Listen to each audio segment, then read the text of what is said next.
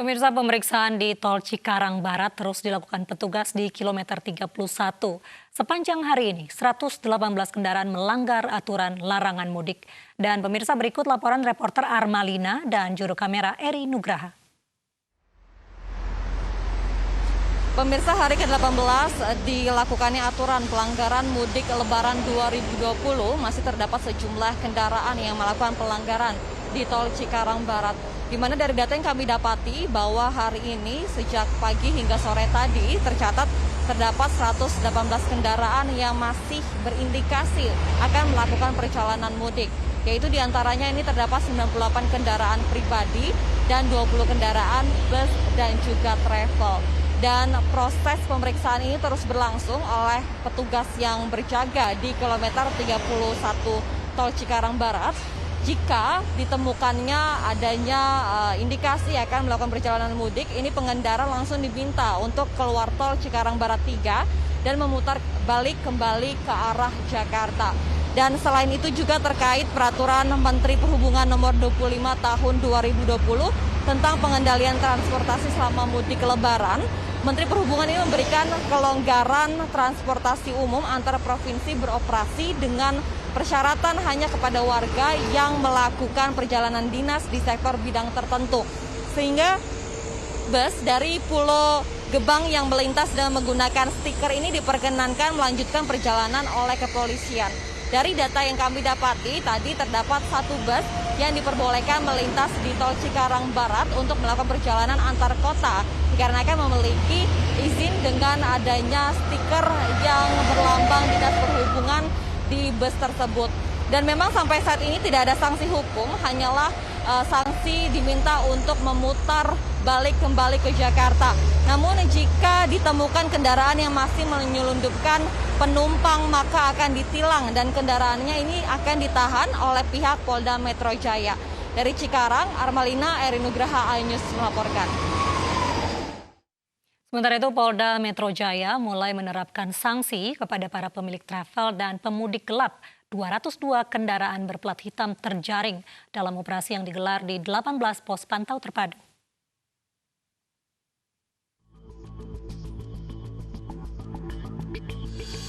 Operasi khusus digelar mulai 8 hingga 10 Mei di 18 titik pos pantau terpadu. Operasi ini bertujuan untuk mencegah kendaraan yang nekat mudik di tengah larangan pemerintah. Sebanyak 202 kendaraan berplat hitam berhasil terjaring dalam operasi ini. Kendaraan yang diamankan terdiri dari 11 unit bus, 112 minibus, 78 mobil pribadi, dan 1 truk. Melalui operasi ini, 1.113 pemudik berhasil digagalkan.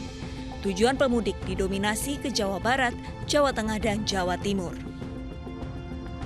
Penindakan ini menegaskan larangan mudik pemerintah.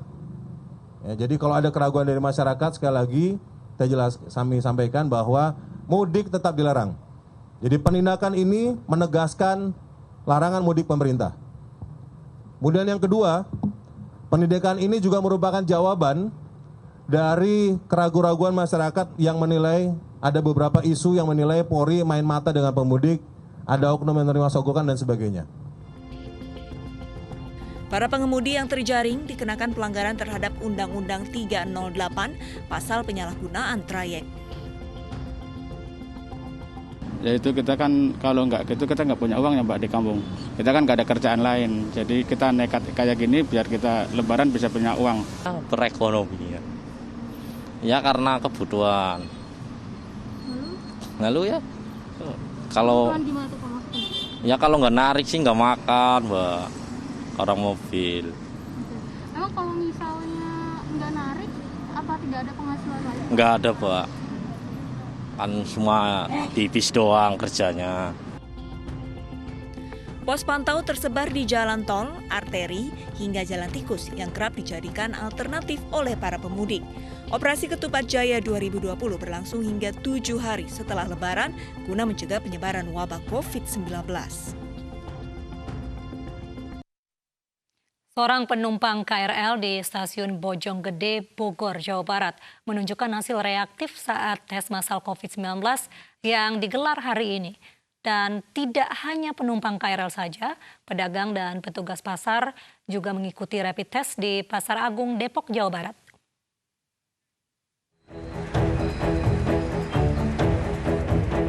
Satu penumpang KRL di stasiun Bojonggede, Bogor, Jawa Barat menunjukkan hasil reaktif atas rapid test yang digelar hari ini. Penumpang itu langsung dibawa ke Rumah Sakit Umum Daerah Cibinong untuk diisolasi. Pemerintah Kabupaten Bogor menggelar tes massal COVID-19 untuk 200 penumpang KRL secara acak. 100 penumpang jalani rapid test, sementara 100 lainnya jalani swab test. Para kepala daerah wilayah Bogor, Depok, dan Bekasi pun masih mengajukan penghentian operasional KRL untuk menekan penyebaran virus corona yang sulit terdeteksi. Iya, kita tadi ada ditemukan satu positif hasil rapid, lalu ditahan di sini untuk dites swab gitu. Jadi tidak boleh bergerak kalau sudah ketahuan positif rapid. Tes massal COVID-19 juga digelar di Pasar Agung, Sukmajaya, Depok, Jawa Barat. Sekitar 100 pedagang hingga petugas pasar mengikuti rapid test.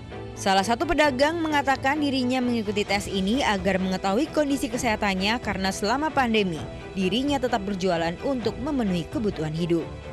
Sebenarnya sih khawatir sih. Kenapa? Tapi kalau adanya ini sih bagus. Terus harapannya gimana dengan hasil? Mudah-mudahan nggak ada yang kena. Tapi selama corona ini tetap dagang nggak? Dinas Kesehatan Kota Depok akan menggelar rapid test di pasar maupun pusat keramaian lainnya untuk menekan penyebaran COVID-19. Tim Liputan iNews melaporkan. Sementara di Surabaya, Jawa Timur, warga menggelar rapid test mandiri karena khawatir atas kondisi kesehatan mereka. Taman kanak-kanak pun dimanfaatkan sebagai lokasi digelarnya rapid test. Mata tertutup putar, Inilah protokol kesehatan yang harus dijalani warga di perkampungan Jalan Bratang, Surabaya, Jawa Timur. Mereka disemprot disinfektan sebelum mengikuti rapid test COVID-19 yang digelar di Taman Kanak-kanak. Lebih dari 200 warga mengikuti rapid test yang merupakan inisiatif dan permintaan mereka karena khawatir akan kondisi kesehatan mereka. Rapid test pun dibagi per wilayah rukun tetangga atau RT. melihat kondisi kita benar-benar ada penyakitnya atau tidak, untuk meyakinkan aja. Dan alhamdulillah ternyata jadi hitungannya masih bagus lah hasilnya kemarin, masih bagus dan tidak ada yang perlu dikhawatirkan. Pelaksanaan rapid test di perkampungan ini merupakan kedua kalinya dengan bantuan dari Dinas Kesehatan Kota Surabaya. Tingginya angka positif COVID-19 di Surabaya mendorong warga untuk waspada terhadap kesehatannya. Dari Surabaya, Jawa Timur, Yuda Prawira, iNews melaporkan. Pemirsa, Presiden Joko Widodo menyatakan pengujian spesimen virus COVID-19 dengan metode PCR masih jauh dari target yang ditetapkan. Alasannya kemampuan uji PCR baru mencapai 5.000 spesimen setiap harinya, padahal Jokowi menargetkan uji CPR 2 kali lipat dari jumlah saat ini. Laporan bahwa kemampuan pengujian spesimen untuk PCR sekarang ini sudah mencapai 4.000 sampai 5.000 sampel per hari. Saya kira ini masih jauh dari target yang saya berikan yang lalu, yaitu 10.000 spesimen per hari. Dan data dari gugus tugas sekarang ini sudah ada 104 lab yang masuk dalam jaringan lab COVID-19. Dan saya ingin dipastikan bahwa lab-lab tersebut berfungsi maksimal, meskipun dari 104 lab tadi, 53 lab rujukan sudah melakukan pemeriksaan dan 51 lab rujukan belum melakukan pemeriksaan. Saya lihat terutama kesiapan SDM yang terlatih, ini perlu lebih diperhatikan lagi, juga yang berkaitan dengan masalah di alat pengujian yang masih kurang, terutama untuk reagen PCR, RNA, dan VTM. Dan saya minta ini segera diselesaikan dalam minggu ini. Pemirsa, mulai hari ini setiap pekerja di Kota Depok yang hendak berangkat kerja ke Jakarta wajib membawa surat keterangan dari perusahaan tempatnya bekerja.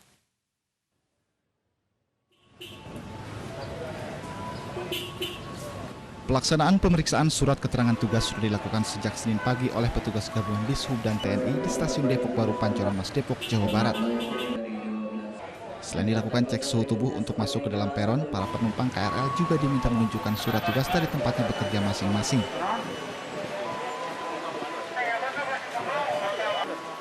Bagi pekerja yang belum memiliki surat tugas, petugas belum melakukan penindakan dan hanya sebatas memberikan surat imbauan. Saya stay di rumah selama masa PSBB karena sudah ada surat perintah dari Wali Kota Depok bahwa untuk yang naik di kendaraan umum harus dilengkapi surat tugas dari pimpinan atau pemilik perusahaan. Untuk masyarakat yang belum tahu kita sosialisasikan, tapi kalau sebagian masyarakat sudah tahu kelihatannya. Ada tindakan Bang yang kalau misalnya belum membawa surat tugas? Apabila tidak membawa surat tugas, nantinya akan kita pulangkan. Ada sebagian Peraturan membawa keterangan bertugas bagi para pekerja yang tinggal di Depok tertuang dalam surat edaran Wali Kota Depok yang berisi ihwal kelengkapan surat tugas bagi pegawai yang bekerja pada perusahaan atau kantor yang dikecualikan dari aktivitas penghentian bekerja dalam masa PSBB. Dari Depok, Jawa Barat, Yung Rizky, iNews melaporkan.